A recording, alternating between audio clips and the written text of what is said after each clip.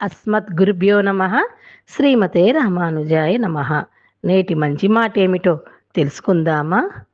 మనల్ని భగవంతునిపై నమ్మకం ఉందా అని ఎవరైనా అడిగితే ఉంది అని అంటాం.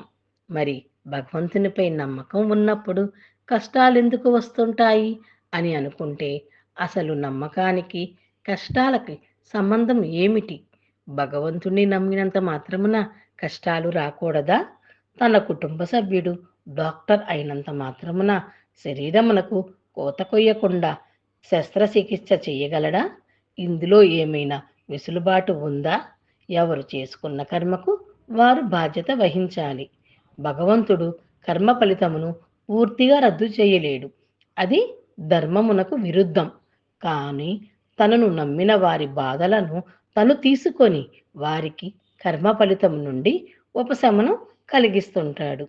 అయితే ఇక్కడ నమ్మకం అనే దానికి బదులు విశ్వాసం అని చెప్పుకోవాలి. ఎందుకంటే నమ్మకం వేరు, విశ్వాసం వేరు.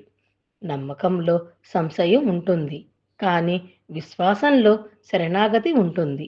భక్తుడు నమ్మకపు పరిధిని దాటి విశ్వాసంలోకి ప్రవేశించాలి. విశ్వాసం వలనే దైవానుగ్రహం ప్రాప్తిస్తుంది. సర్వం శ్రీ కృష్ణార్పణమస్తు.